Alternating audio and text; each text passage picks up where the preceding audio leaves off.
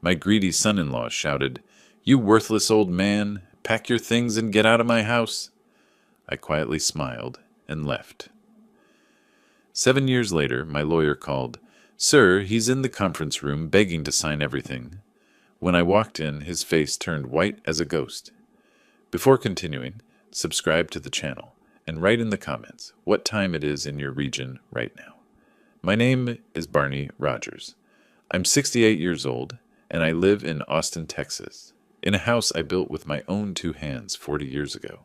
Spent most of my life practicing corporate law, retired 8 years back. Always thought I understood people pretty well. Contracts, negotiations, reading between the lines. Turns out I didn't know my own daughter's husband at all. Samantha, my Sam. She was always the light in my life, especially after her mother passed. Smart, kind, with this laugh that could fill a room. We were close, or at least I thought we were. Then 6 years ago, she met David Clark at some corporate mixer. He was 33 then, worked in IT management, drove a leased BMW, wore suits that cost more than they should, had that polished smile, the firm handshake, the rehearsed charm. I saw through it immediately. But what father wants to admit his daughter's choosing wrong? Their wedding was small, tasteful. David played the perfect son-in-law, called me sir, asked about my law career, even pretended to be interested in my clock restoration hobby. The first red flag came 2 months after the wedding. They showed up at my door with suitcases. "Just temporarily, Barney," David said, flashing that corporate smile. "We're between places. Maybe 2-3 months tops while we save for a down payment." Samantha looked at me with those hopeful eyes. What was I supposed to say? "It's a 4-bedroom house. Just me rattling around in it." "Of course," I told them. "Stay as long as you need." That was 3 years ago. The changes started slowly. First month, David was helpful. Mowed the lawn, took out trash, kept his voice down. Second month, he started commenting on things. "This furniture's pretty dated, isn't it? You should really update this kitchen, Barney. It's practically vintage." I smiled, nodded, said nothing. By month 4, he'd invited friends over without asking. I came home from fishing one Saturday to find 8 people in my living room, David holding court like he owned the place. "Oh, Barney's back," he said, barely glancing my way. "We'll keep it down." No apology, no introduction of his guests, just that dismissive wave. Samantha started changing too. She'd always been independent, strong-willed. Now she echoed David's opinions like a ventriloquist dummy. "Dad, David thinks we should renovate the master bathroom." "Dad, David says you really need to update your internet speed," David thinks. David says, as if she'd forgotten how to form her own thoughts. I tried talking to her once, about 6 months in. Caught her alone in the kitchen one morning. "Sam, honey, is everything okay? You seem different lately." She stirred her coffee without looking at me. "I'm fine, Dad. Just growing up, I guess. David says you're having trouble accepting that." "David says," I repeated. "What do you say, Samantha?" She left the kitchen without answering. The house began transforming around me. David started making changes. Small at first. New curtains in the living room, different furniture arrangement, then bigger things. He had contractors come in to redo the kitchen. Never asked. Just announced one morning. "Renovation starts Monday." When I protested, Samantha intervened. "Dad, it's for the best. This kitchen is ancient. David's covering most of the cost anyway." Most of the cost. In my house. Using his credit, no doubt, expecting to recoup it somehow later. His friends started treating my home like their hangout spot. Thursday night poker games, weekend barbecues. I'd come downstairs in my own house to find strangers eating my food, using my grill, making themselves comfortable on my patio furniture. David would introduce me, when he bothered at all, as Sam's dad or the old man. Never by name, never with respect. I watched my daughter slip further away month by month. She worked longer hours, came home exhausted, let David make all the decisions. When I suggested maybe they should look for their own place, she got defensive.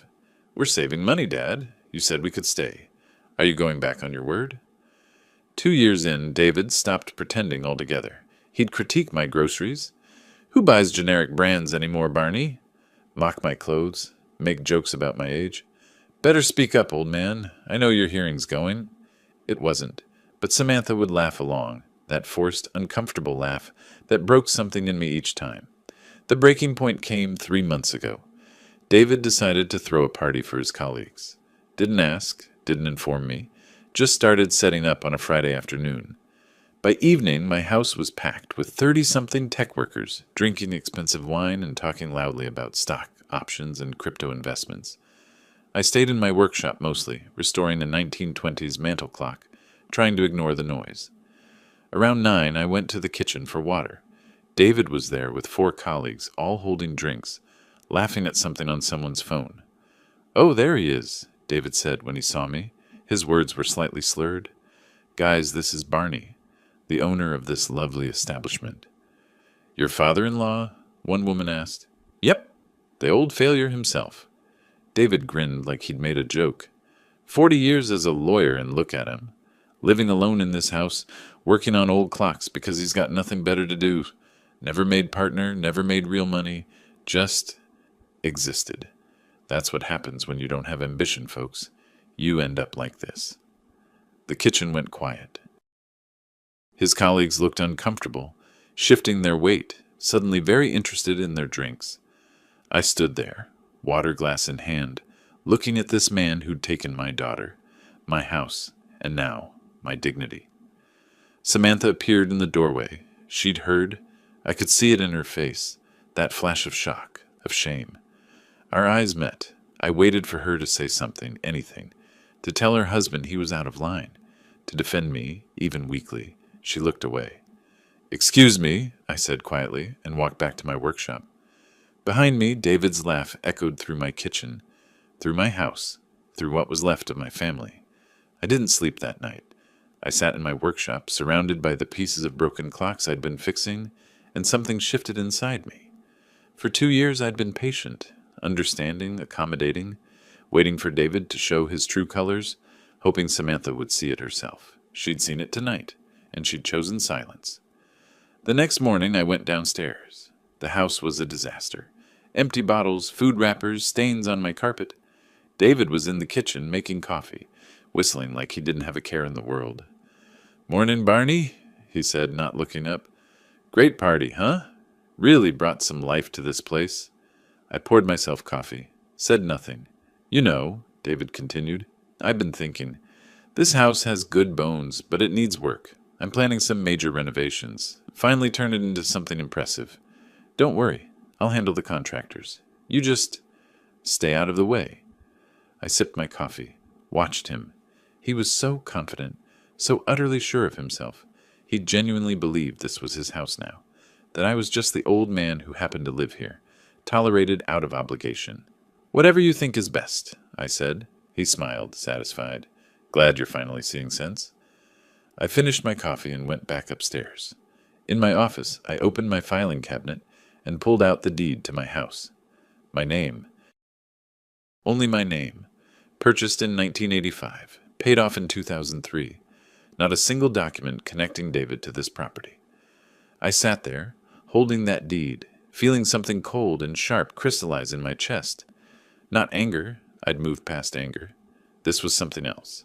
Something patient and methodical. Something that would take time but would be absolutely, devastatingly thorough. David thought this was his house. Let him keep thinking that. Let him keep making his plans, spending his money, building his little empire on sand. I had time, I had resources, and I had 40 years of legal experience teaching me exactly how to build an airtight case. The game had changed. David just didn't know it yet. I moved through the next few days like a ghost in my own home, watching, observing, taking notes, though David was too absorbed in his own world to notice. He'd started talking openly about renovations, installing a pool, redoing the master suite, expanding the garage for his upcoming car upgrade. Each sentence dripped with ownership, with the casual arrogance of someone who'd never been told no. Samantha avoided me.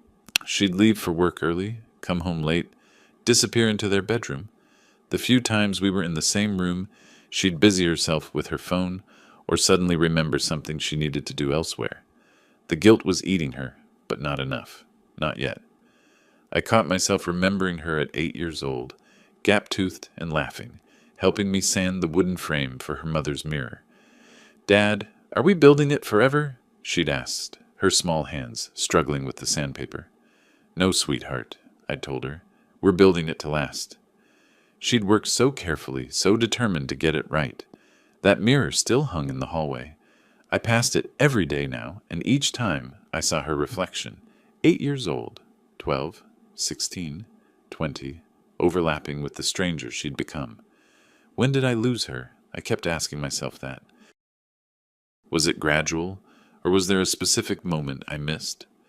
The wedding day, I remembered her in that white dress, radiant, looking at David like he'd hung the moon.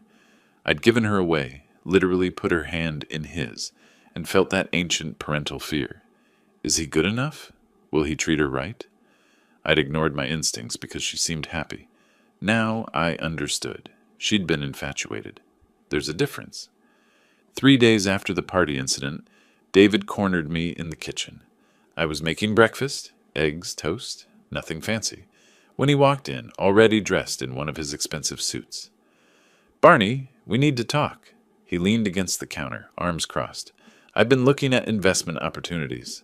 Smart moves, high returns. There's this property development deal, commercial real estate, practically guaranteed profit. But I need $15,000 to get in on it." I cracked another egg into the pan. $15,000. "It's a sure thing. Trevor Mitchell, he's a genius with this stuff. He's got the inside track. I just need some capital." He said it like it was a foregone conclusion, like I was a bank he could withdraw from at will. "No," I said simply. The kitchen went very quiet. I could feel his surprise radiating across the room. "What do you mean, no?" "I mean no, David. I'm not giving you $15,000. I flipped the eggs, watching them sizzle. "It's an investment, Barney. I'd pay you back with interest." "Still no." His voice hardened. "You're sitting on a nest egg doing nothing with it. This is a genuine opportunity." "For you," I interrupted, turning to look at him. "An opportunity for you. Using my money. In my house. Where you live rent-free." His face flushed. "Rent-free? I put thousands into this place. The kitchen, the living room furniture. That I never asked for. Because you're too stuck in the past to see this place was falling apart." His voice rose. "You're a selfish old man, you know that? Samantha and I are trying to build a future, and you're sitting on your money like some dragon hoarding gold. What are you even saving it for? You're 68. It's not like you've got big plans." I turned off the stove, plated my eggs. "You're right, David. I don't have big plans. That's why the answer is no." He stared at me, jaw clenched, fists tight at his sides. For a moment I thought he might actually throw a punch. Instead, he grabbed his keys from the counter. "Unbelievable. Absolutely unbelievable. Samantha needs to know how selfish her father really is." He stormed out. I ate my breakfast alone, the eggs exactly how I liked them. That evening, Samantha came to my workshop. She stood in the doorway, arms wrapped around herself like she was cold despite the warm Texas evening. "Dad, David told me about the investment thing." I kept working on the clock mechanism in front of me, tiny gears and springs laid out with precision. "I'm sure he did. He's really upset. He says you don't trust him." "Do you trust him, Sam?" She didn't answer right away. "He's my husband." "That's not what I asked." "Why are you making this difficult?" Her voice cracked slightly. "He's trying to provide for us, to build something. David says you're just stuck in your ways, that you can't accept—" "David says?" I repeated, setting down my tools and finally looking at her. "Samantha, when did you stop thinking for yourself? When did every sentence start with David says or David thinks?" "You're just old-fashioned, Dad. You don't understand how things work now." "I understand more than you think." I stood up, facing her fully. "I understand that man has been living in my house for 3 years, making changes I never approved, treating me like an inconvenience in my own home. I understand he just asked me for $15,000 for some investment scheme without a single detail, no business plan, no documentation. I understand he called me a failure in front of strangers in my own kitchen, and I understand that you stood there and said nothing." Her eyes filled with tears. "That's not fair." "No, What's not fair is watching my daughter disappear into someone else's shadow. The Samantha I raised would never have stayed silent while someone disrespected her father. The Samantha I raised had a spine. She flinched like I'd slapped her. I should go. Yes, I said quietly. You should. She left. I went back to my clock, but my hands were shaking too much to work on the delicate mechanisms. I remembered teaching her to ride a bike, her fearless laughter as she pedaled faster, shouting, "Don't let go, Daddy, don't let go." I hadn't let go until she was ready, but somewhere along the way, she'd let go of me. The next day, I went fishing. Lake Travis, early morning, just me and the water and the silence. I needed to think, to process, to figure out what came next, because living like this, a stranger in my own home, watching my daughter choose her husband's cruelty over basic decency, this couldn't continue. I was casting my line when it all clicked into place. The solution, simple, elegant, and completely legal. The house was mine, only mine. David had been making all these plans, spending money, building his little empire on property he didn't own and had never asked about. He'd assumed. That was his fatal flaw. He assumed. And what did they say about assuming? I packed up my gear and drove back. When I got home, David's car was gone, but Samantha's was in the driveway. I found her in the kitchen making tea. She looked up when I entered, her face carefully neutral. Sam, I need to ask you something, and I need you to be honest. I kept my voice calm, reasonable. Does David think this house belongs to him? She set down the kettle. What kind of question is that? A straightforward one. Has he ever asked about the deed, about ownership, about my plans for the property? I don't... Dad, what are you getting at? Just answer the question. She looked uncomfortable. He talks about it like it's ours, like we're building our life here. Is that wrong? You said we could stay as long as we needed. You said... I said you could stay. I never said I was giving you the house. Her face went pale. Are you threatening to kick us out because David upset you? I'm not threatening anything. I'm asking if your husband understands that he's a guest in my home, because based on his behavior, I don't think he does. This is ridiculous. You're being petty. Am I? Think carefully, Samantha. Think about how David talks about this place, how he acts, how he treats me. I stepped closer. And think about whether you want to spend the rest of your life watching him treat people this way. I left her standing there and went upstairs to my room. That night, lying in bed, staring at the ceiling I'd painted myself decades ago, I made my decision. Not revenge. That would be crude, emotional, short-sighted. No, this would be justice. Measured, methodical, and absolutely deserved. David wanted to play house? Fine. Let him play. Let him spend his money. Make his plans. Dig himself deeper into the hole he didn't know he was standing in. I had time. I had patience. I had the one thing he'd never bothered to secure, legitimate ownership. And when the time came, when he'd invested enough, committed enough, believed fully that this empire was his, I'd show him exactly how little he actually controlled. The game had begun, and I'd always been good at playing the long game. In my workshop, surrounded by the tick-tock-tick of a dozen restored clocks, I smiled for the first time in days. Time was on my side. It always had been. David just didn't know his clock was already running out. The apartment I rented was small, a one-bedroom in downtown Austin. Nothing like the 4-bedroom house I'd built with my own hands. But it was quiet. And quiet meant I could think without David's voice polluting the air, without watching my daughter transform into someone I barely recognized. The first 2 weeks, I didn't do much except exist, unpack boxes, set up my laptop, made coffee in the morning, and stared at the walls. My neighbor, a graduate student who played guitar too loudly at midnight, probably thought I was just another lonely old man counting down his days. Let him think that. Let everyone think that. Because while I sat in that apartment drinking mediocre coffee, my mind was working.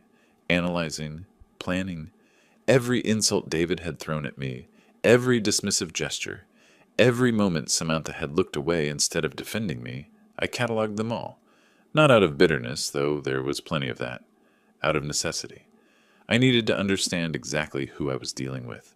David wasn't just arrogant. He was a specific type of arrogant. The kind who believed he was smarter than everyone else because he wore expensive suits and used business jargon. The kind who mistook confidence for competence. I'd seen dozens like him in my legal career. They'd swagger into negotiations thinking they'd already won, never bothering to read the fine print.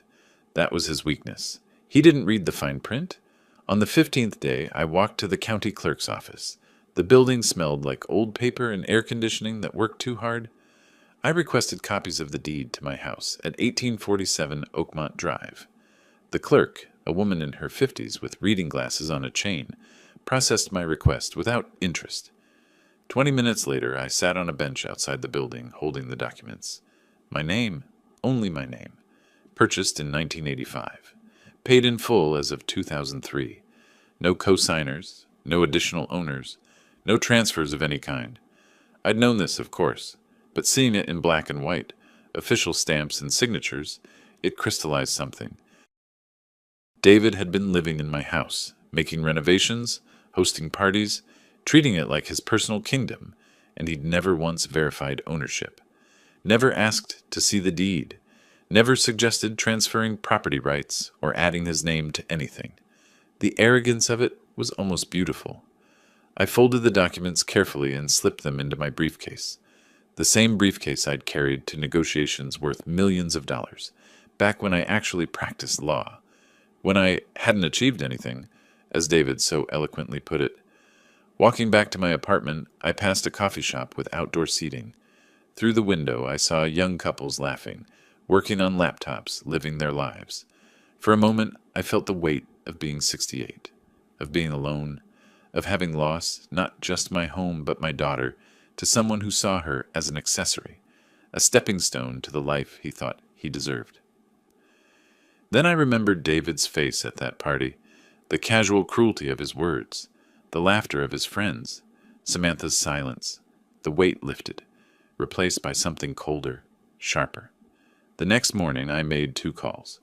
The first was to a law firm I'd worked with occasionally during my career. Not friends, not drinking buddies, just professionals I respected.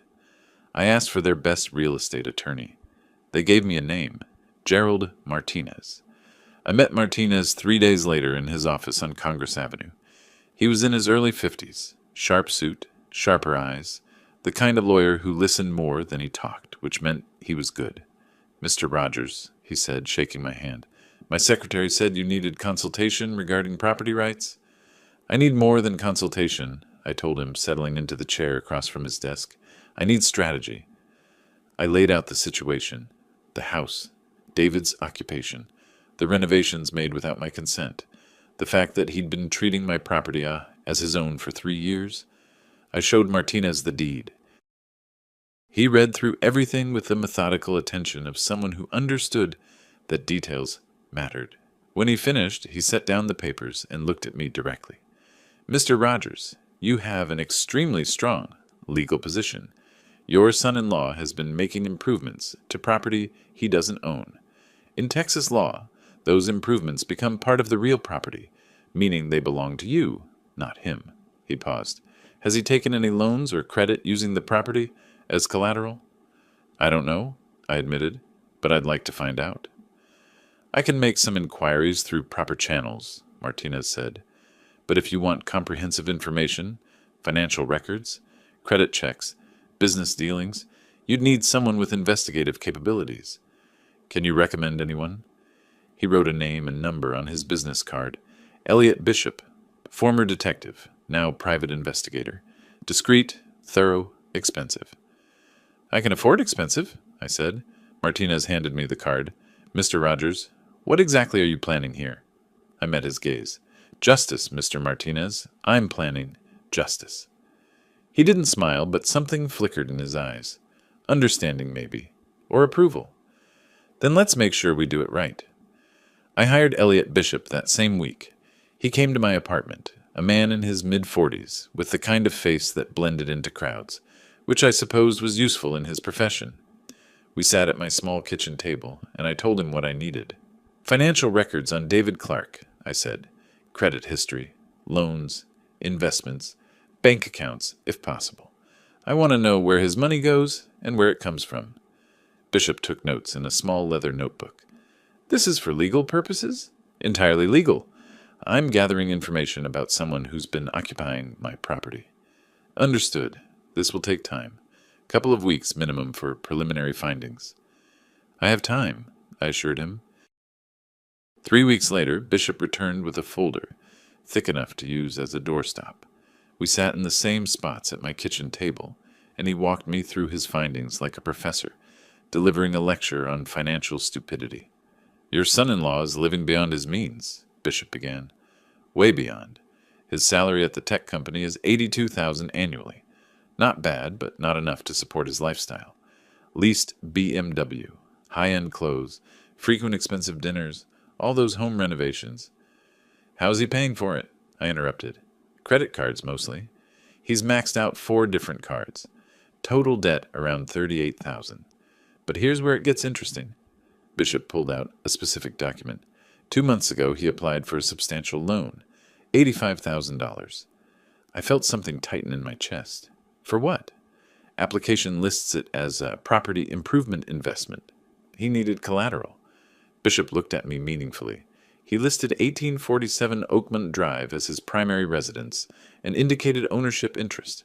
But he doesn't own it. No, he doesn't. But banks verify ownership through statements and documentation.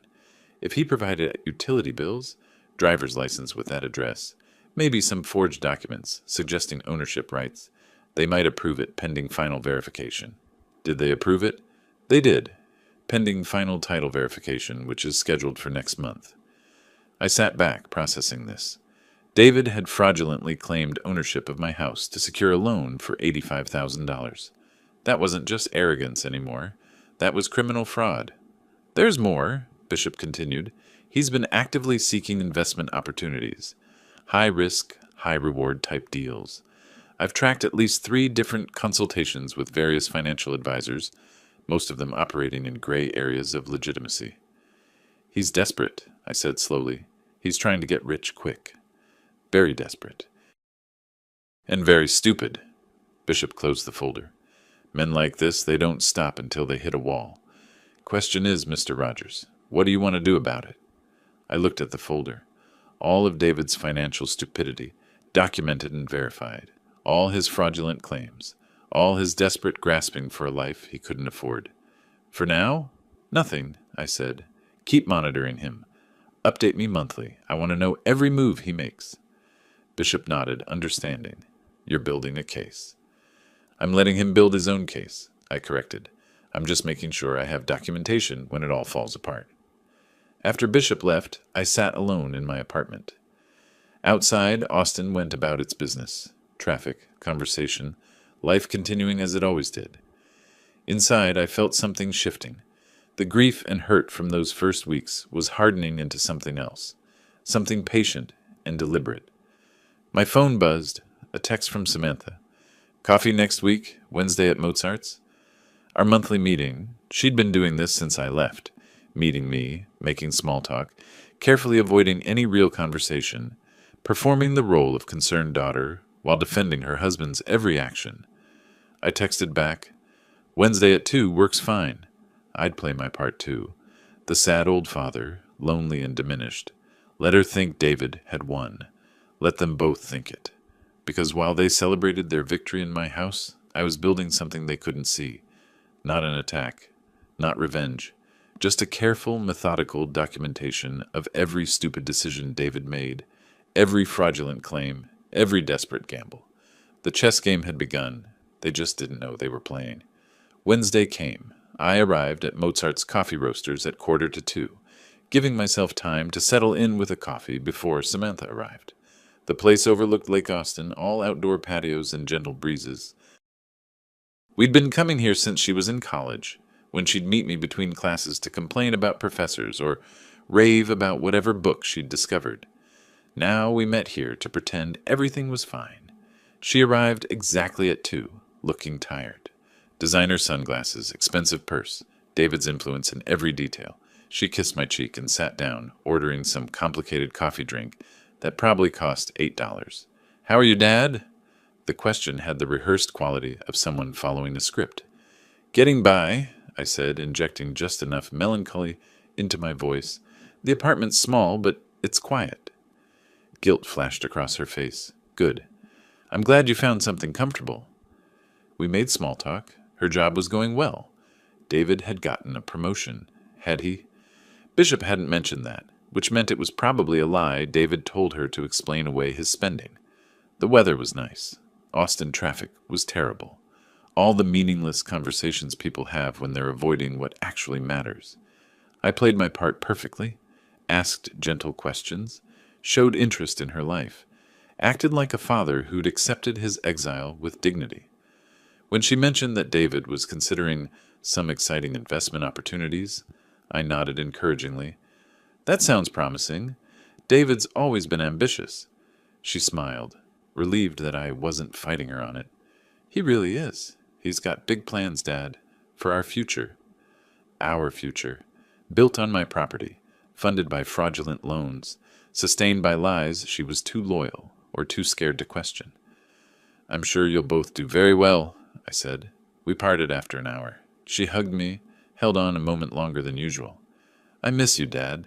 I miss you too, sweetheart. I watched her walk to her car, a new model, probably leased like everything else in David's life. Then I drove back to my apartment and called Bishop. How accurate is information about David's promotion? I asked. There was no promotion, Bishop confirmed. He applied for one 2 months ago, was turned down. His performance reviews are average at best. So David was lying to Samantha about his career too, building a fantasy world where he was successful, upwardly mobile, deserving of everything he'd taken. Time passed. I fell into a rhythm. Monthly meetings with Samantha where I played the diminished father. Monthly reports from Bishop tracking David's increasingly desperate financial decisions. Occasional consultations with Martinez, who quietly built a legal framework for whatever came next. A year slipped by like that. I settled into my small apartment, started restoring clocks again, sold a few online, made some money, kept myself occupied. To anyone watching, I looked like a man who'd accepted defeat, moved on, let go. But every night I reviewed Bishop's reports. David had borrowed another $15,000 from his parents, supposedly for home improvements. He'd maxed out 2 more credit cards. He'd started attending these investment seminars, the kind that promise quick wealth and deliver nothing but debt. And then Bishop brought me something interesting. There's this guy, he said, spreading photos across my kitchen table. Trevor Mitchell runs what he calls an investment consultancy out of a WeWork office. Classic get-rich-quick schemer. He's been targeting mid-level professionals, people like David who have just enough money to be dangerous. I studied the photos. Mitchell was smooth-looking, early 40s, expensive watch, borrowed confidence. What's his angle? Real estate flipping, supposedly. He claims to have inside tracks on distressed properties. Buy low, renovate fast, sell high. Split the profits, except... Bishop pulled out more documents. Most of his deals collapse. Properties don't exist. Renovations never happen. Money just vanishes into administrative fees and unexpected costs. He's been sued 3 times, settled twice, currently under investigation for securities fraud. And David's involved with him. Had coffee with him twice last month. Mitchell's good at what he does. He'll dangle just enough legitimate information to make it seem real.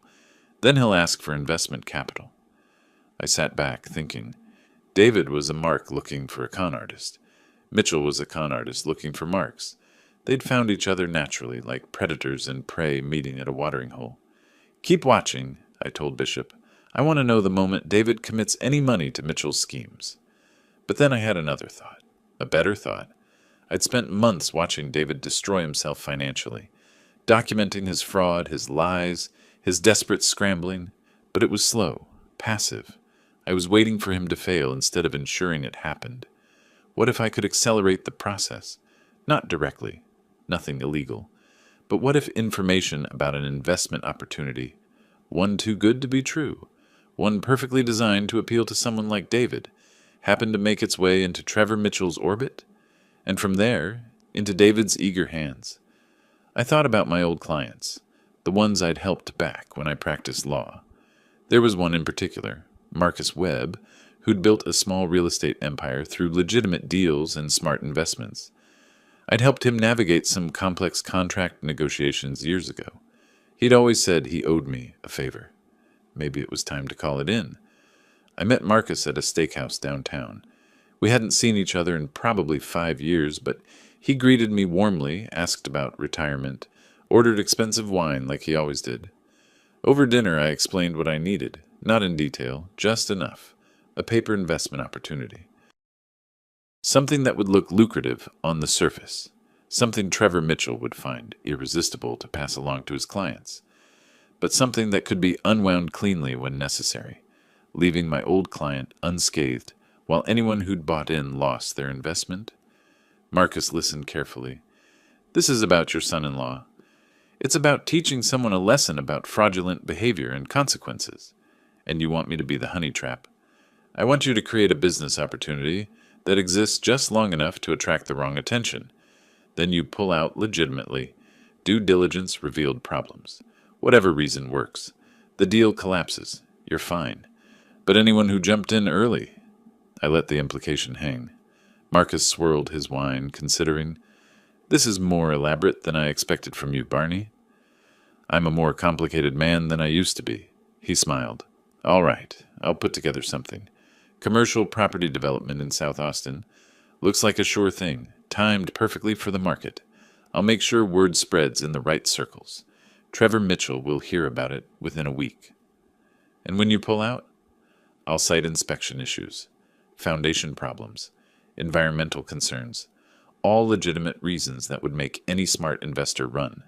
But by then, people like your son-in-law will have already committed their money to the middlemen, and middlemen like Mitchell don't refund investments." We shook hands.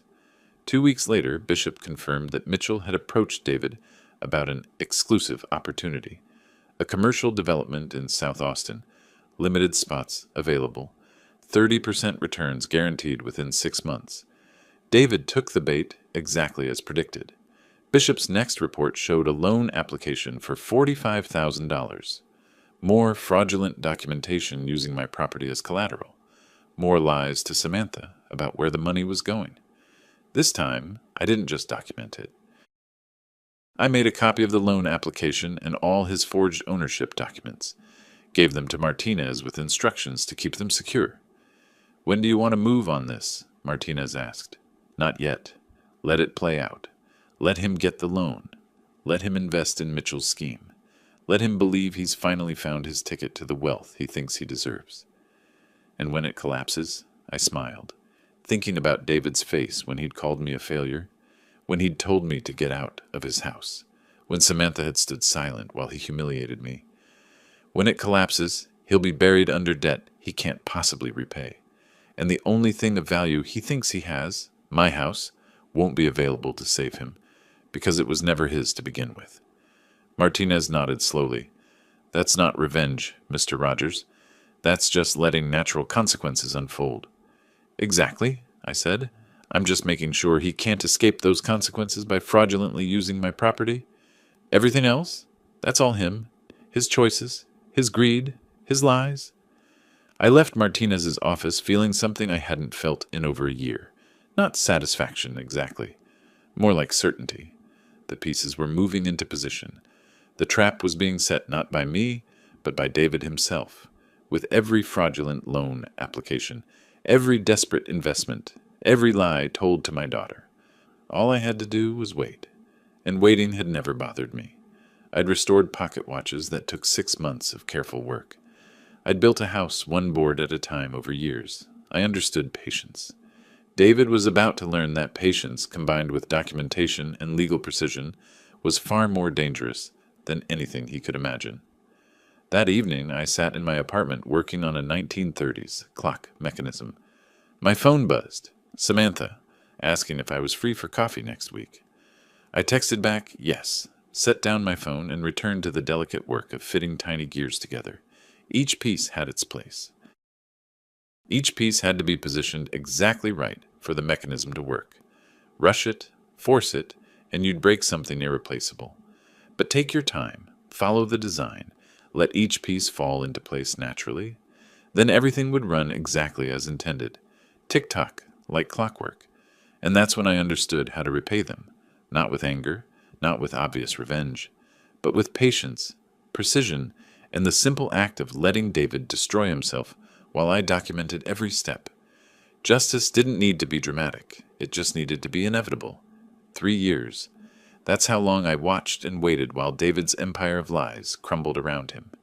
Bishop's reports became my monthly entertainment. Each one documented another poor decision, another desperate gamble, another step closer to the edge. The commercial property deal I'd helped orchestrate through Marcus Webb collapsed exactly as planned. Marcus cited foundation issues discovered during inspection and pulled out cleanly. But David had already wired $45,000 to Trevor Mitchell as his investment share. Mitchell, true to form, disappeared that money into administrative fees and processing costs. No refunds, no recourse, just a very expensive lesson in trusting the wrong people. I kept attending my monthly coffee meetings with Samantha.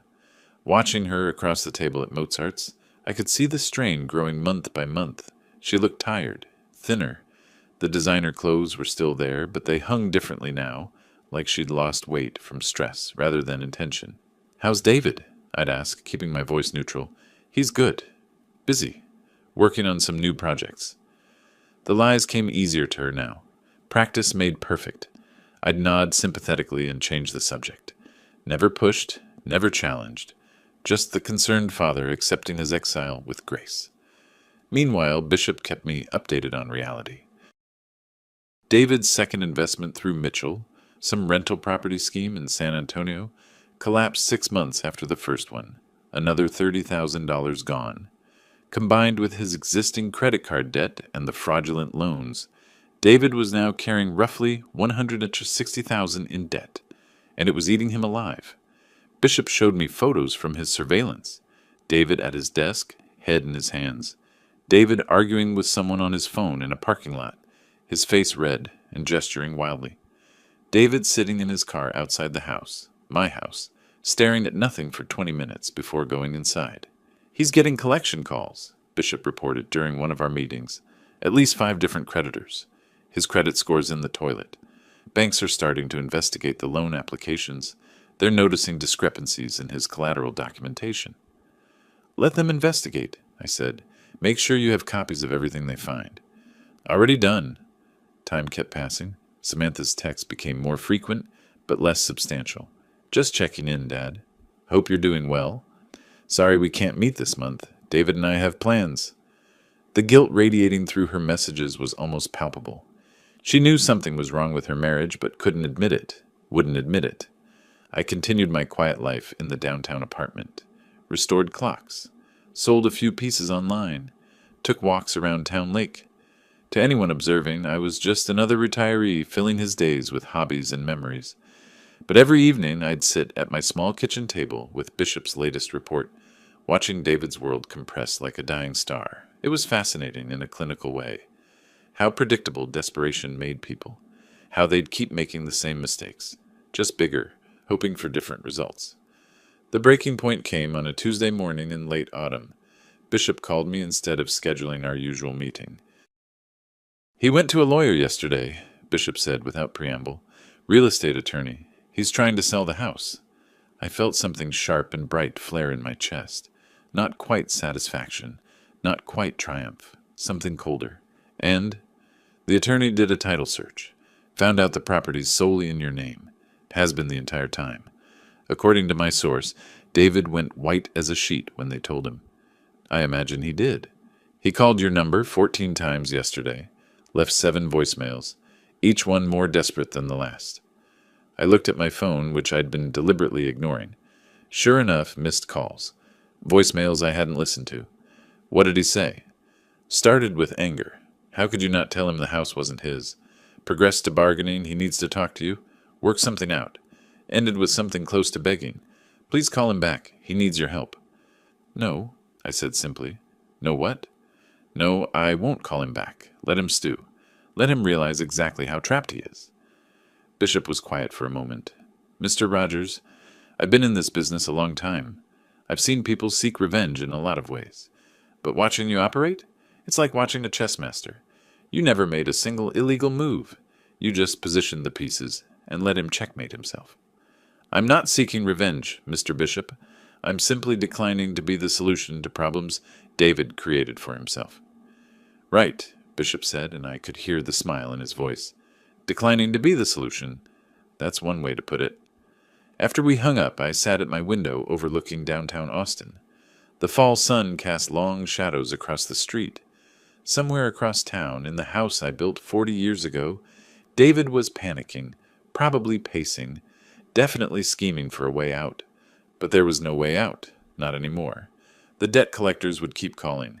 The banks would keep investigating. The fraudulent loan applications would eventually surface. And the only asset he thought could save him, the house worth $680,000 in the current Austin market, belonged to someone else entirely. I thought about calling Samantha, warning her. But no, she needed to see this herself, needed to understand who she'd married, what he'd been hiding from her. If I told her, she'd think I was interfering, trying to ruin her marriage out of spite. Better to let David do that himself. My phone rang again, David's number. I let it go to voicemail. Then it rang again, and again. On the fourth call, I turned off my phone entirely. That evening, I worked on a particularly complex pocket watch from the 1940s. The mechanism was intricate, each tiny component interdependent. Remove one piece and the entire thing stopped working. David had removed himself from any legitimate claim to my property. Now his entire financial structure, built on lies and fraudulent collateral, was stopping. Tick-tock. The next day, Martinez called. Mr. Rogers, I received an interesting inquiry yesterday. A lawyer representing David Clark contacted our office. They're requesting you sign over property rights to 1847 Oakmont Drive. I see. They're offering you 20% of the sale value as a goodwill gesture for allowing them to reside there. I almost laughed. 20% of my own house as a goodwill gesture. What did you tell them? That I'd present the offer to you. But Mr. Rogers, I think it's time we had a more detailed conversation about your options. I agree, but not over the phone. Schedule a meeting. I want you to prepare something specific. What exactly? A complete legal breakdown of David's position, his fraudulent loan applications, his unauthorized improvements to my property, everything that gives me leverage, and then I want you to draft terms for what happens next. You want to go to the authorities? Not yet. First, I want to meet with him, face to face, in your office with you present. I want him to understand exactly how thoroughly he's destroyed himself, and then I want to give him a choice. What kind of choice? The kind where he gets to decide between definitely going to prison or possibly avoiding it by doing exactly what I say. Martinez was silent for a moment. You know, when you first came to me 4 years ago, I thought you were just an old man who'd been kicked out of his house. I underestimated you. Most people do, Mr. Martinez. That's their mistake. We scheduled the meeting for the following week. In the meantime, David's calls continued. I didn't answer any of them, but I did listen to the voicemails, chronicled his descent from demanding to pleading, from threats to bargaining to outright begging. It was almost sad. Almost. Samantha finally called me one evening. Dad, have you talked to David? No. He says he's been trying to reach you, that it's urgent. I'm sure it is. Dad, please. I don't know what's going on between you two, but... Samantha, has David told you about his financial situation? Silence. Then carefully. What do you mean? Ask him. Ask him about his debts, his investments, his loan applications. Ask him about the house. Dad, you're scaring me. Good. You should be scared. Not of me. Of what you're about to find out about your husband. I hung up. It was harsh, maybe, but necessary. The facade was cracking. Soon it would shatter completely, and I'd be there to watch every moment. The meeting was scheduled for a cold morning in February. Martinez's office, conference room 3, 10 o'clock sharp. I arrived early, dressed in my best suit, the charcoal gray one I'd worn to important depositions back when I practiced law. Martinez met me in the lobby, looking professional and slightly concerned. Mr. Rogers, Mr. Clark's attorney just called. David will be here alone, no legal representation. He can't afford one anymore, I said. We went to the conference room.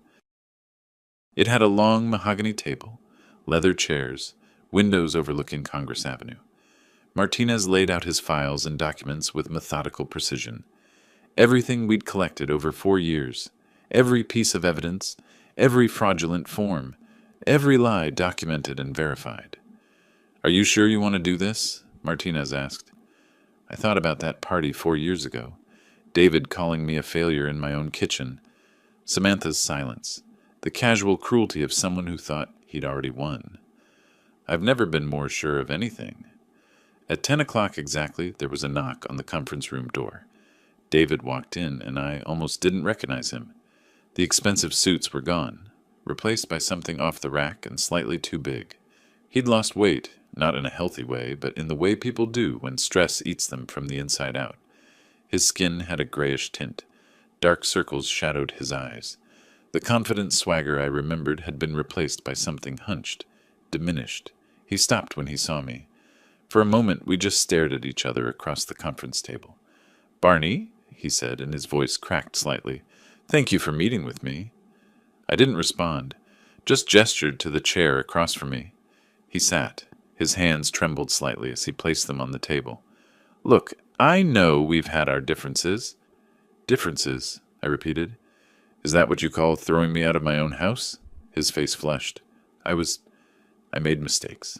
I see that now. But Barney, I'm in trouble. Real trouble.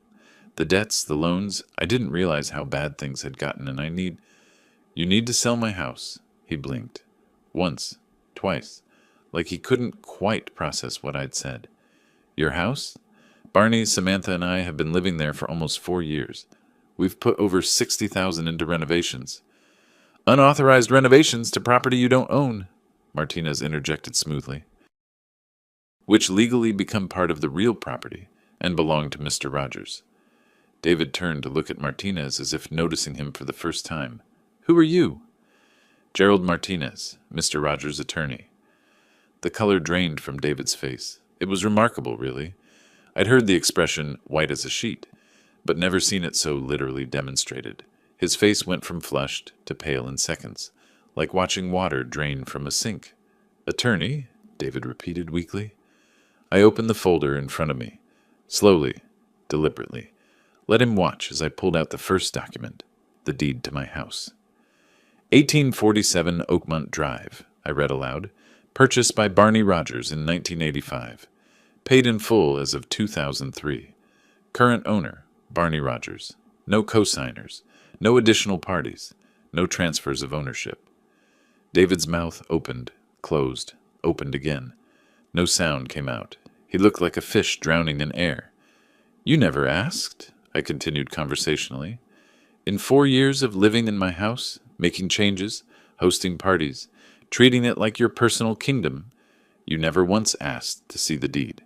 Never suggested transferring ownership or adding your name. You just assumed."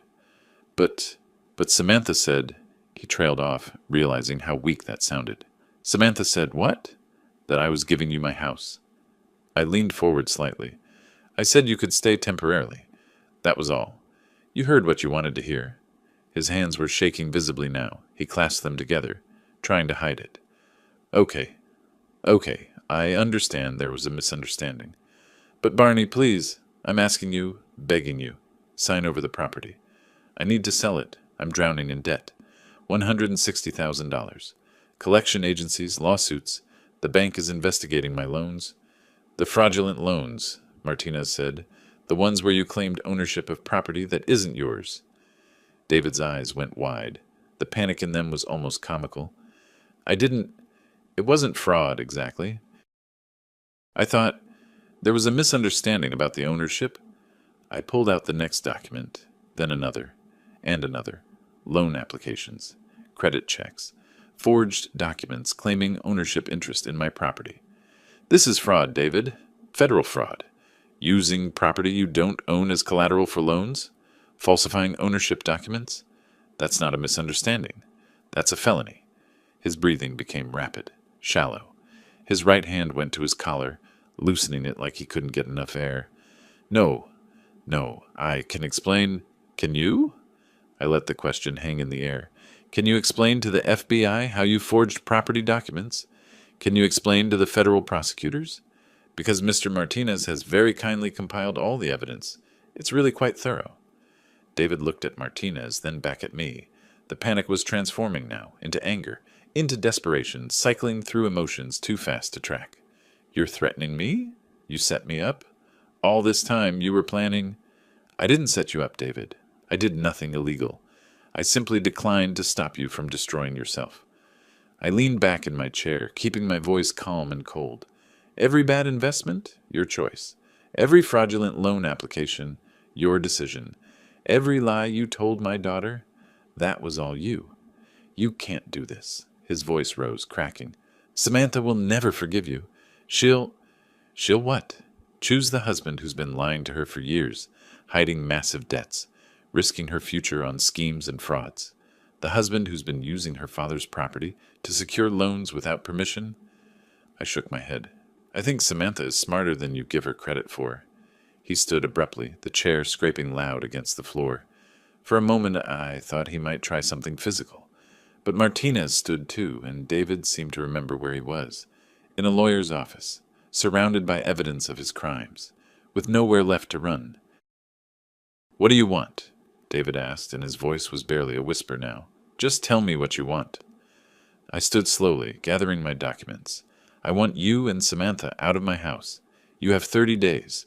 If you leave voluntarily, without drama, without trying to damage my property, I won't give this evidence to the authorities. 30 days? I can't find a place in 30 days. I don't have money for deposits. That's not my problem.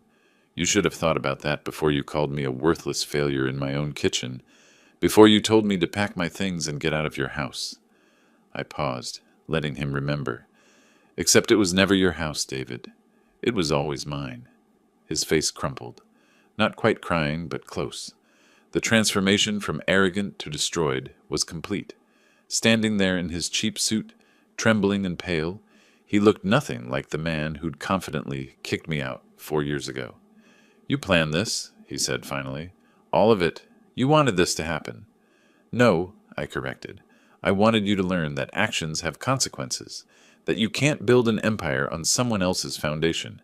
And I wanted my daughter to see who she married before you destroyed her too. I walked toward the door, then paused. Turned back. You called me a worthless old man who'd achieved nothing. But David, I own my house. I have my savings. I have my dignity. And I have the satisfaction of watching you realize that underestimating people is a very expensive mistake. I left him there, collapsed in the chair, his head in his hands. Martinez followed me out. That was brutal, Mr. Rogers, he said quietly. That was justice, Mr. Martinez. In the elevator down, I allowed myself a small smile. The game was over. David had lost. And the best part? He'd lost to his own greed, his own arrogance, his own stupid assumption that an old man couldn't fight back. My phone buzzed. A text from Samantha. Dad, David just called me. He's saying things I don't understand. Please, I need to talk to you. I texted back. Mozart's, tomorrow, 2 o'clock. It was time for my daughter to finally hear the truth. I didn't hear from David again. But that evening, Martinez called. Mr. Rogers, I thought you should know. David Clark tried to contact me again after you left. Wanted to negotiate terms. When I told him the 30 days was non-negotiable, he started threatening legal action. Martinez paused. Then he broke down crying on the phone. It was uncomfortable. What did you tell him? That any legal action would result in immediate filing of fraud charges with federal prosecutors. He hung up after that. I thanked Martinez and ended the call.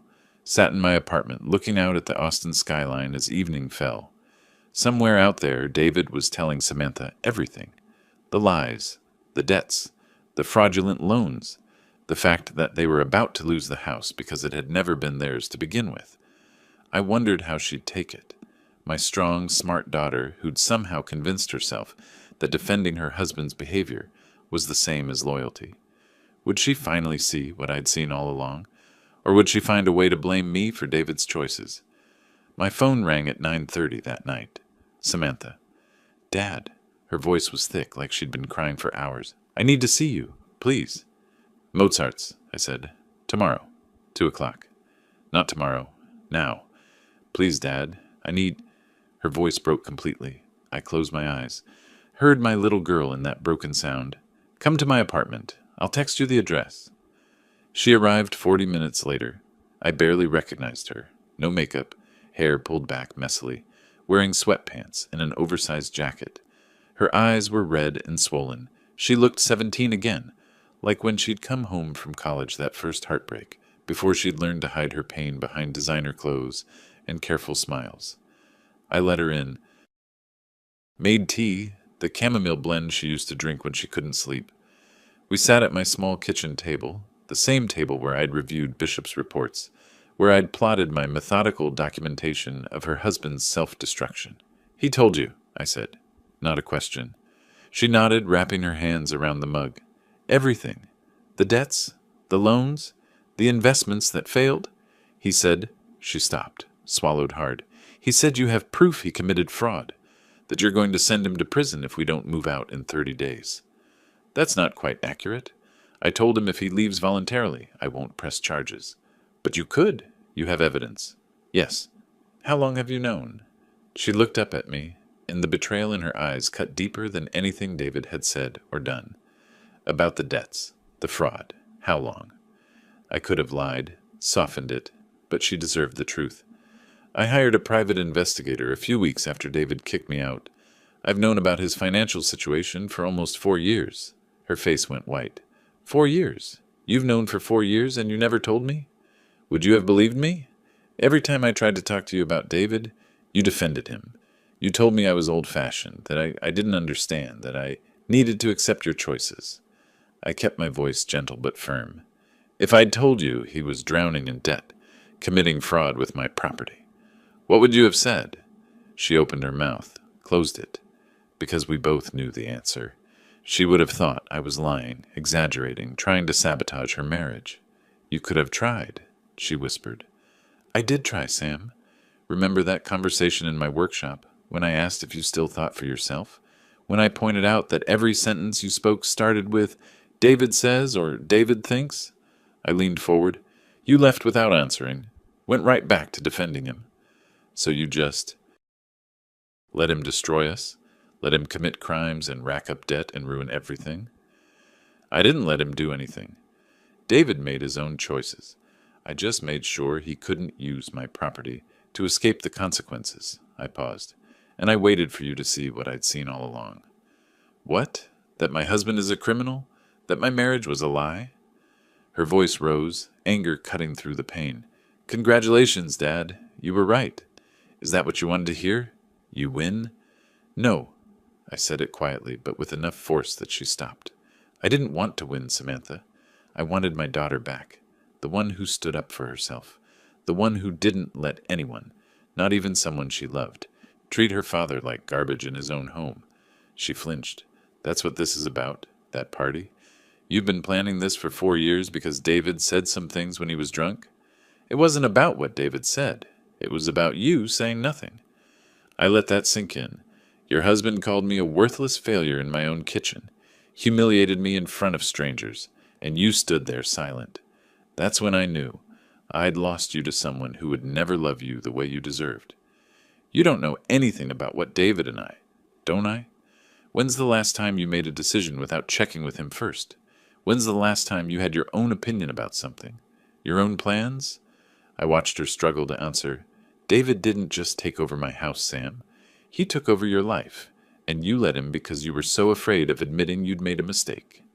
She was crying again, silent tears streaming down her face. I loved him. I don't know what I feel anymore. I know, and I'm sorry it had to happen this way. I reached across the table, took her hand. But Samantha, listen to me. David used you. He used our family, our home, our relationship. He risked everything we had for his own ambitions and never told you the truth. That's not love. That's not partnership. But you used him too, didn't you? She pulled her hand back. This investment that failed. Bishop mentioned it to David. Some property deal that was too good to be true. Did you set that up? Smart girl. Even through the pain, she was connecting the dots. I made sure information about an opportunity reached the right people, I said carefully. What David did with that information was his choice. You manipulated him into bankruptcy. No, I gave him enough rope to hang himself. There's a difference. I stood up, refilled our tea, buying time to organize my thoughts. David was already making terrible financial decisions, already lying to you, already committing fraud with my property. I didn't create those problems. I just made sure he couldn't escape them by fraudulently selling a house he didn't own. She sat there, processing. The kitchen clock ticked loud in the silence, one of my restored pieces, a 1950s West clocks. Tick-tock. Time passing. Consequences arriving. What happens now? She finally asked. That depends on you. David has to leave the house. That's non-negotiable. He committed federal crimes, Sam. If I don't make him face some consequences, he'll just do it again, to someone else. But you... I sat back down. You have a choice. You can go with him. Try to rebuild your marriage on honest foundations this time. Or you can separate yourself from his mess and figure out who you are without him controlling every decision. You want me to leave him. I want you to choose yourself for once, whatever that means. She cried harder then, the kind of crying that comes from deep grief, from the death of a future she'd imagined. I let her, didn't try to comfort or fix, just sat there with her while she mourned. When the tears finally slowed, she looked up. David wants to fight this, wants to get lawyers involved, claim tenant rights or something. He can try. Martinez will bury him in documentation.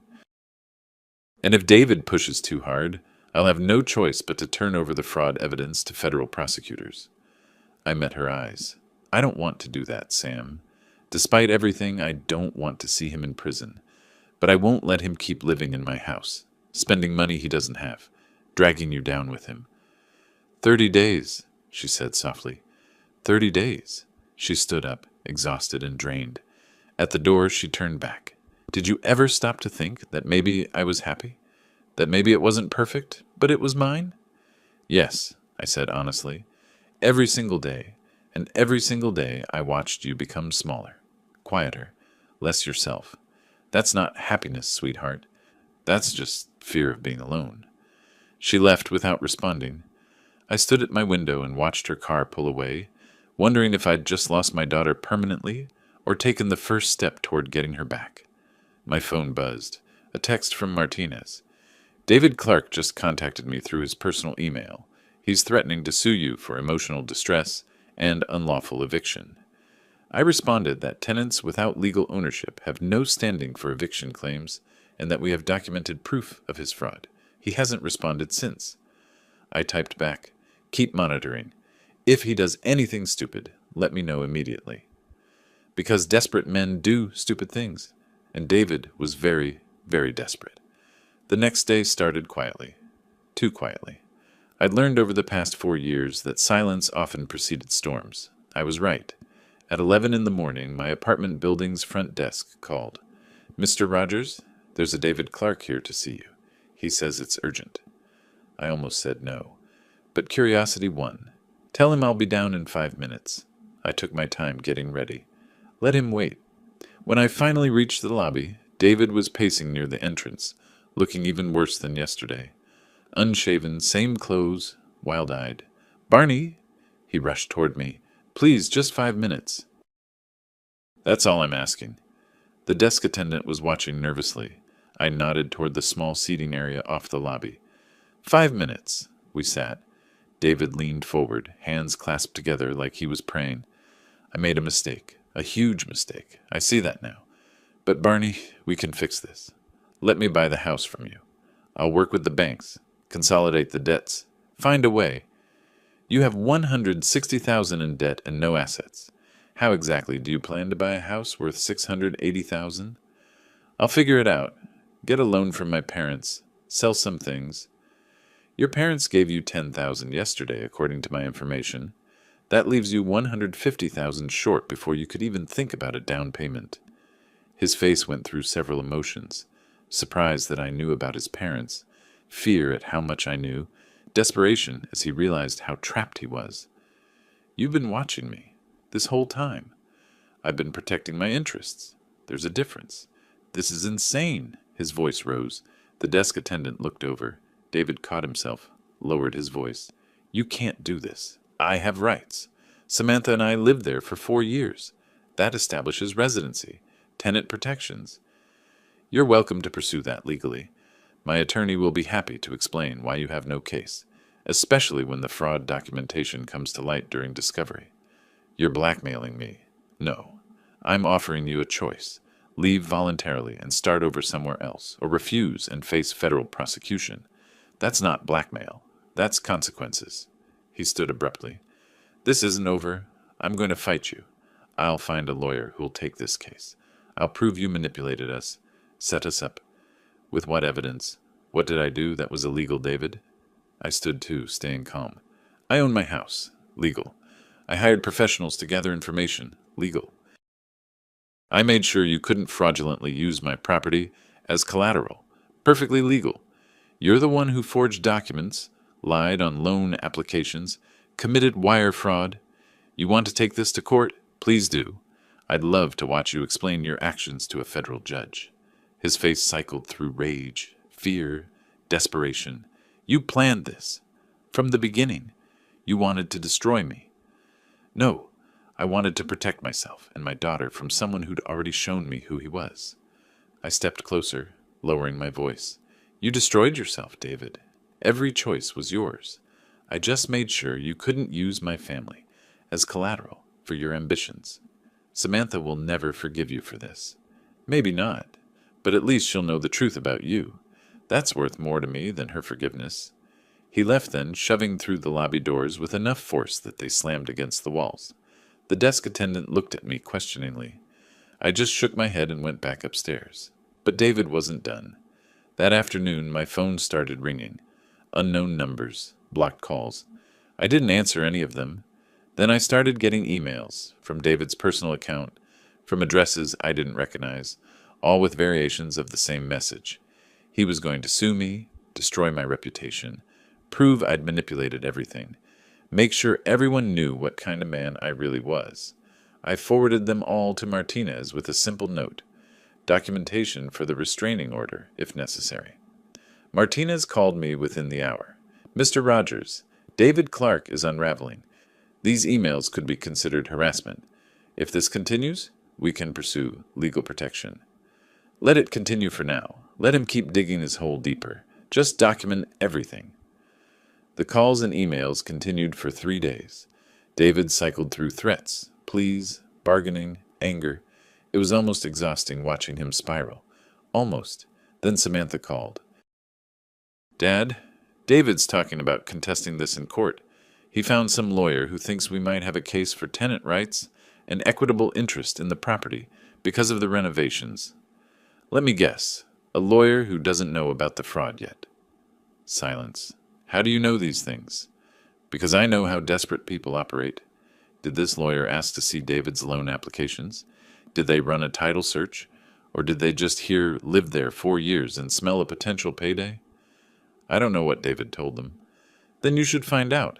Because when Martinez presents the fraud documentation in court, this lawyer is going to drop David like hot coal, and David will be out whatever retainer he paid them. You sound like you want this to go to court. I don't want anything except what's fair. David leaves my property, faces consequences for his actions, and you get to decide your future without his lies. I paused. What do you want, Sam? I want this to be 4 years ago. I want to go back and listen when you tried to warn me. Her voice cracked. I want to not have wasted the best years of my life on someone who was using me. Then don't waste any more time. 26 days left. Use them to figure out what comes next for you. She hung up without saying goodbye. The harassment continued. More emails, more threats.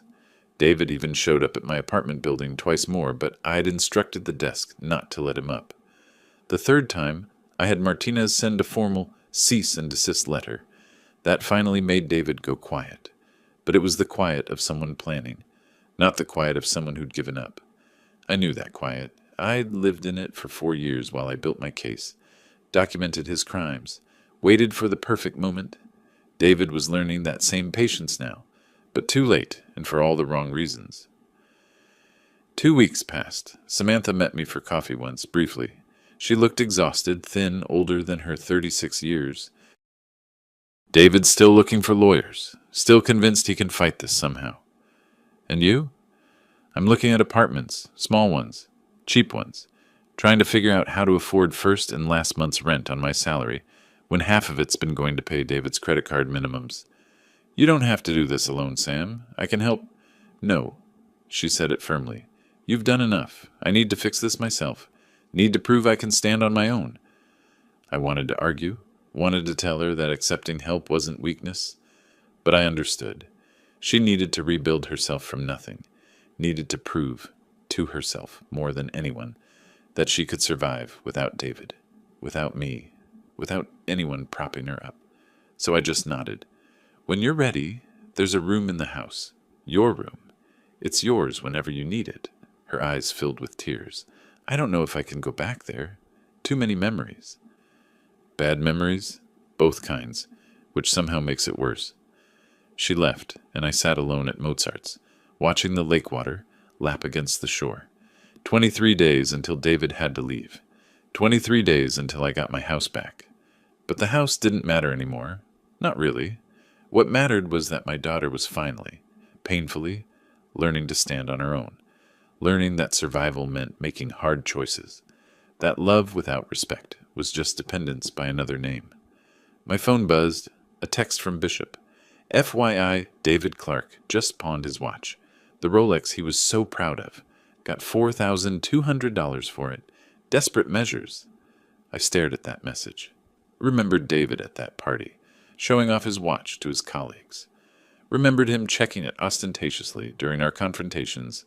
A little reminder that he had nice things, important things, successful things. Now he'd sold it to pay for lawyers who couldn't save him. Tick-tock, I thought. Time's up. With 2 weeks left on the deadline, things accelerated. David's lawyer, the one who thought they could claim tenant rights, dropped him after reviewing Martinez's documentation. I knew because Martinez called me, barely suppressing amusement. Mr. Rogers, David Clark's attorney, just contacted me. Said he was withdrawing from the case due to ethical concerns regarding client honesty. Translation, he saw the fraud evidence and ran. How did David take it? According to my source, he threw his phone across the lawyer's office. They're billing him for a replacement. More money David didn't have, thrown away on anger he couldn't afford. The harassment stopped after that. No more calls, no more emails, no more appearances at my building. David had finally understood what I'd known from the beginning. He had no cards to play, no leverage, no escape. But I still heard things through Bishop's reports. David had tried to borrow money from former colleagues. All refused. Word had spread about his financial situation, and nobody wanted to be associated with someone under potential federal investigation. He'd attempted to sell his car, only to discover he owed more on it than it was worth. His parents had given him $10,000, with explicit instructions that it was the last time they'd help him. He's broken, Bishop told me during our final meeting. I've been watching people self-destruct for 20 years, Mr. Rogers. David Clark is textbook. Everything he built his identity on, the success, the status symbols, the confidence, it's all gone. What's left is just a scared man facing consequences he never thought would catch up to him. Good, I said, and meant it. Samantha called me on a Thursday evening 10 days before the deadline. Dad, I need to tell you something. I'm listening. I filed for divorce yesterday, served David with papers this morning. I sat down slowly. I'd hoped for this, planned for it even, but hearing it still hit differently. How are you feeling? Terrified, relieved, angry, sad. All of it at once, she paused. He didn't take it well. Said I was betraying him when he needed me most. Said you'd poisoned me against him. Said I'd regret this. Do you? Regret it? No. I regret not doing it sooner. I regret not seeing who he was. I regret wasting 4 years on someone who saw me as an accessory to his ambitions. Her voice strengthened. But I don't regret leaving. That's the only smart decision I've made in a long time. You made plenty of smart decisions before David. You'll make them again. I hope so. I got an apartment. Tiny studio in East Austin, nothing fancy. Move-in date is the same day we have to be out of the house. I've already started packing my things. Samantha, don't, Dad. Don't offer to help with rent or deposits or any of it. I need to do this myself. Need to prove I can survive without someone supporting me. She laughed, but it sounded painful, though I wouldn't say no to help moving boxes. I'll be there, I promised. After we hung up, I sat in the growing darkness of my apartment. 4 years ago, I'd lost my daughter to a man who didn't deserve her. Tomorrow, I'd start getting her back. Not the way I'd hoped, not without pain or damage or years lost, but maybe that was the point. Sometimes people had to break before they could rebuild stronger. The final week crawled by. Bishop confirmed David had rented a studio apartment on the outskirts of Austin, the kind of place with thin walls and questionable plumbing. The kind of place David would have mocked 4 years ago when he was living in my house, driving his leased BMW, wearing his expensive suits. Martinez called on the last day. Mr. Rogers, David Clark has signed all necessary documents for vacating the property. No challenges, no appeals, no drama. As of midnight tonight, he's officially trespassed if he remains on the premises. Will he be gone by then? His moving truck is scheduled for 4 this afternoon. He'll be out. I thanked Martinez and ended the call. Then I did something I hadn't done in 4 years. I drove to Oakmont Drive. The house looked the same from outside. My house that I'd built board by board 40 years ago.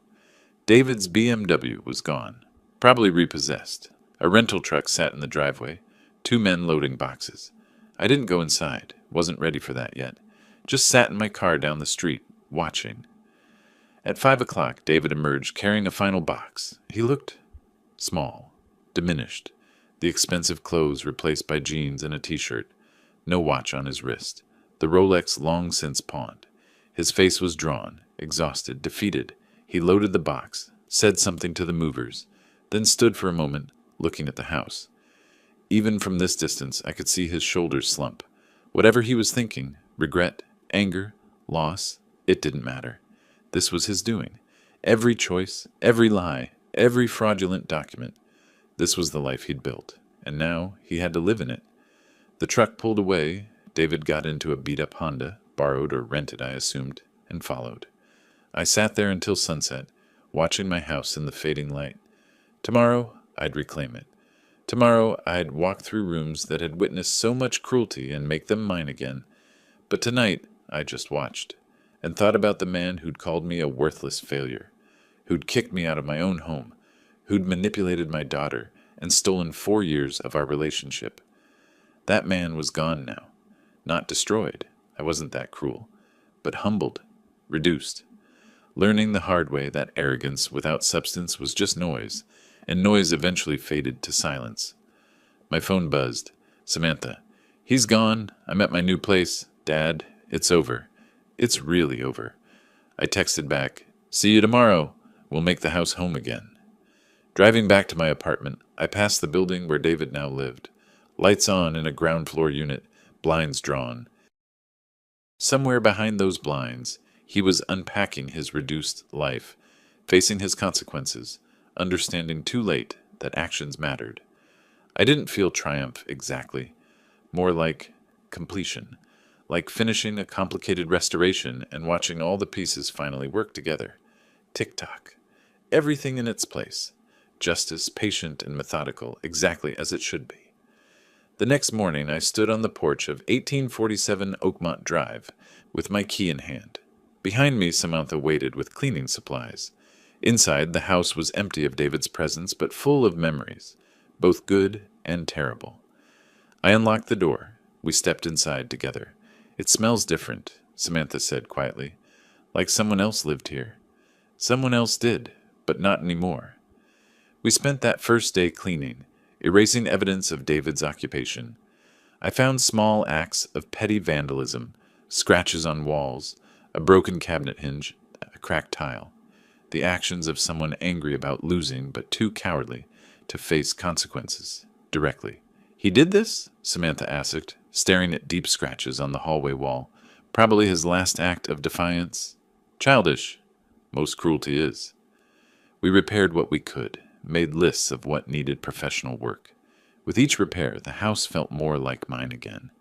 By evening, exhausted and dusty, we sat on the back patio looking at the sunset over the Texas hills. Dad, Samantha said carefully, can I ask you something? Anything. That investment that ruined David? The property deal. Did you set that up? I considered lying, softening, but she deserved truth. I made sure information about an opportunity reached the right people. I knew someone like David, desperate and arrogant, would see it as his salvation. What he did with that information was his choice. But you knew he'd take it. You knew he'd use it to destroy himself. Yes. She was quiet for a long moment. I should be angry. Should say that's manipulative and wrong. But all I feel is grateful. Because if you hadn't, I might have wasted another 10 years before seeing the truth. I never wanted to hurt you, Sam. I know. But you were willing to let me hurt temporarily so I could heal permanently. That's what a parent does, isn't it? Lets their kid face consequences even when it's painful to watch. I reached over and took her hand. You were never the target. You were always what I was trying to save. We sat in comfortable silence as the sun disappeared. Inside, clocks ticked. The ones I'd restored over 4 years of exile, now back in their proper home. Each tick a reminder that patience paid off, that time was the ultimate weapon against arrogance. The next few weeks settled into routine. I moved back into my house permanently. Samantha came by often, having dinner, helping with repairs, slowly rebuilding our relationship. We didn't talk about David much. He'd become irrelevant, a lesson learned and moved past. But I heard things. Through Bishop's final reports before I terminated his services, through mutual acquaintances, through the small-town nature of Austin's professional circles. David had taken 2 jobs, one in retail, one doing rideshare driving, trying to manage his debt. He'd filed for bankruptcy, which would follow him for years. His LinkedIn profile, once full of corporate buzzwords and false achievements, was now private. He'd effectively disappeared from the social circles he'd worked so hard to infiltrate. The federal investigation into his loan fraud had quietly been dropped. Once Martinez confirmed David had vacated the property, and I declined to press charges. The banks decided the cost of prosecution wasn't worth it. But David's credit was destroyed, his reputation ruined, his ambitions reduced to simply surviving each month. One evening, about 6 weeks after reclaiming my house, I sat in my workshop restoring a particularly complex pocket watch from the 1930s. The mechanism was intricate, dozens of tiny gears and springs, each essential to the whole.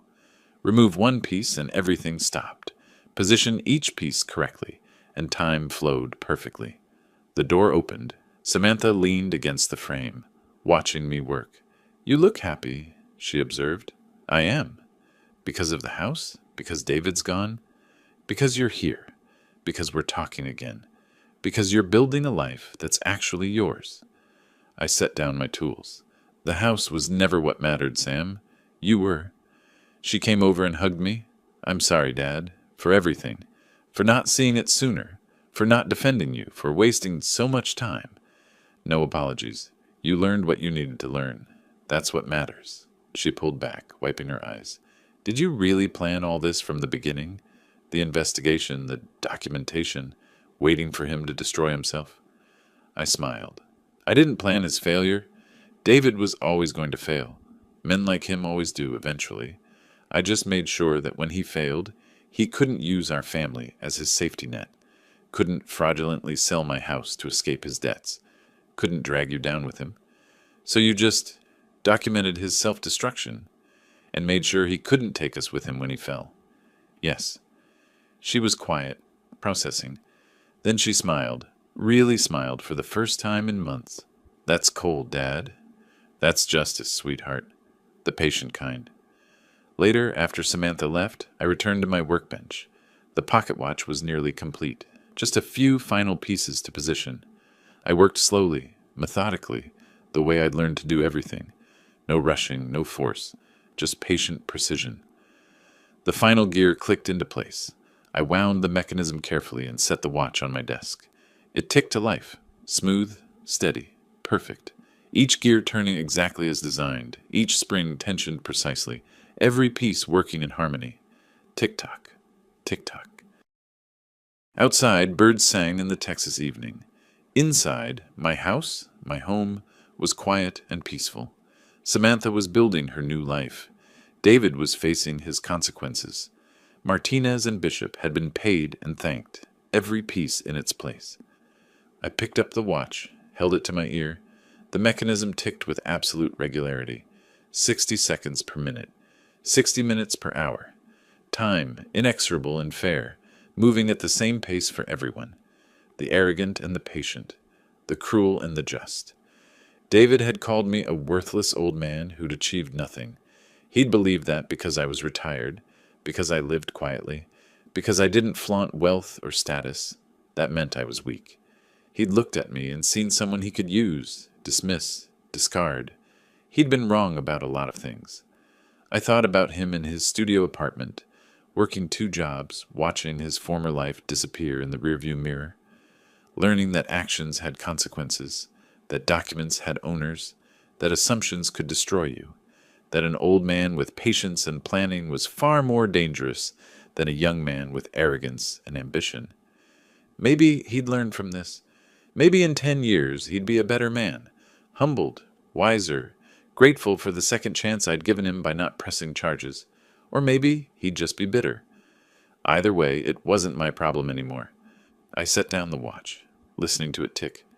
Behind me, a dozen other restored clocks joined in the symphony, each one a project I'd completed during my exile, each one a reminder that broken things could be fixed with patience and skill. I'd fix my clocks. I'd fix my situation. I'd fix my relationship with my daughter. Not perfectly. Some scratches remained. Some damage couldn't be undone. But functional. Whole. Moving forward. Time was the best teacher, I'd always believed. And David had just graduated from a very expensive course.